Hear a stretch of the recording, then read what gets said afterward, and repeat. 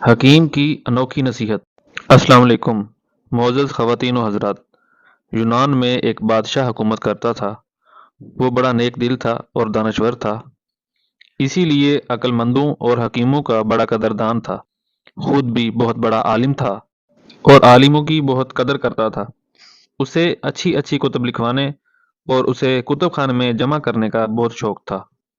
بادشاہ ایک دن کتب خانے میں بیٹھا کتاب پڑھ رہا تھا کہ اچانک اسے خیال آیا کہ کتب خانے میں ایسی کوئی کتاب موجود نہیں جس میں انسانی تمام بیماریوں کی علامات اور اس کا علاج موجود ہو۔ اس نے اسی وقت شاہی حکیم کو بلایا اور اسے کہا کہ حکیم صاحب، شاہی کتب خانے میں کوئی ایسی کتاب موجود نہیں جس میں تمام انسانی بیماریوں کی علامات اور ان کا علاج موجود ہو، اور میں آپ کو حکم دیتا ہوں کہ کوئی ایسی کتاب لکھیں جس میں تمام انسانوں کی تمام بیماریوں کا علاج موجود ہو۔ یہ بات سن کر شاہی حکیم نے کہا، بادشاہ سلامت، آپ آپ کا حکم سر آنکھوں پر۔ میں بہت جلد ایک ایسی کتاب لکھ لوں گا جس میں تمام انسانوں کی بیماریوں کا علاج موجود ہو۔ اس کے بعد اس حکیم نے وہ تمام بیماریاں لکھیں جو انسانوں کو لاحق ہوتی تھیں۔ اس کے بعد اس کا علاج اور ان تمام جڑی بوٹیوں کے نام لکھ دیے جس سے ان بیماریوں کا علاج ممکن تھا۔ پھر ہوا یوں کہ کچھ عرصے کے بعد جب کتاب مکمل ہو گئی تو وہ کتاب اس نے بادشاہ سلامت کو آ کر دے دی۔ بادشاہ سلامت نے وہ کتاب شاہی کتب خانے میں رکھوائی اور حکیم صاحب کو مالا مال کر دیا۔ یہ سب کچھ دیکھ کر حکیم صاحب بہت خوش ہوئے کہ ان کی دانائی کی اور محنت کا انہیں صلہ مل گیا۔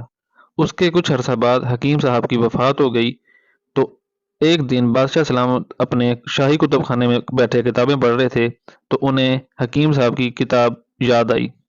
بادشاہ سلامت نے اپنی باقی تمام کتابوں کا مطالعہ چھوڑ کر اس حکیم صاحب کی کتاب منگوائی اور اسے پڑھنا شروع کر دیا۔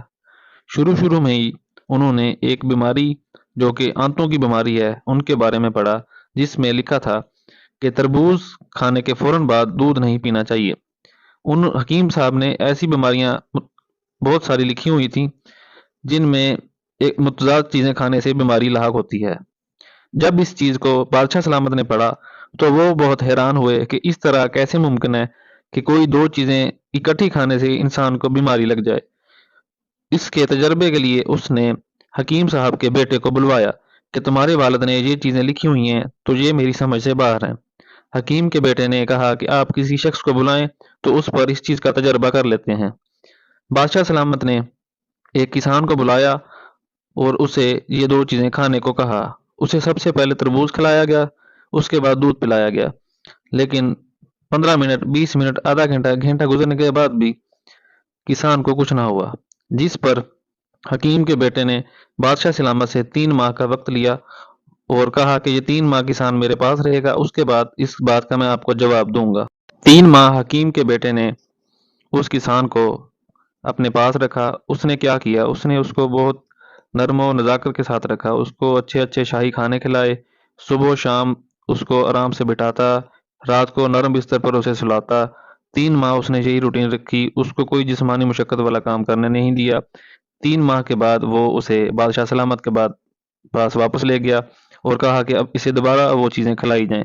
جب اسے دوبارہ وہ دو چیزیں اکٹھی کھلائی گئیں تو اس کے 1 منٹ بعد ہی وہ درد کی شدت سے چلا اٹھا کہ مجھے بہت زیادہ تکلیف اور درد ہے، جس پر بادشاہ سلامت نے حکیم کے بیٹے کی طرف دیکھا اور کہا کہ یہ کیا ہوا، یہ سب کیسے ممکن ہے۔ حکیم کے بیٹے نے کہا، بادشاہ سلامت، میرے والد نے یہ سارے نسخے بہت سوچ سمجھ کے لکھے تھے۔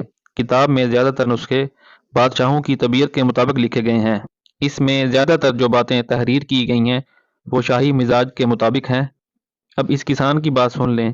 پہلے یہ بہت محنتی تھا، یہ سارا دن محنت کیا کرتا تھا، اس کا معدہ لکڑ ہضم پتھر ہضم تھا، لیکن جب اسے عیش و عشرت میں رکھا گیا تو یہ نرم اور نازک مزاج ہو گیا۔ شاہی کھانے کھا کھا کر اس کا معدہ پہلے کی طرح نہیں رہا۔ آج آپ نے دیکھ لیا کہ اس پر تربوز اور دودھ نے کتنی جلدی اثر کیا اور یہ درد کی وجہ سے چیخنے لگ گیا ہے۔ یہ صرف اور صرف آرام طلبی اور محنت نہ کرنے کا نتیجہ ہے۔ اللہ تعالی ہمیں ایسی آرام طلبی اور سستی سے بچائے جس کی وجہ سے ہماری جسمانی اور ذہنی صحت کا نقصان ہوتا ہے۔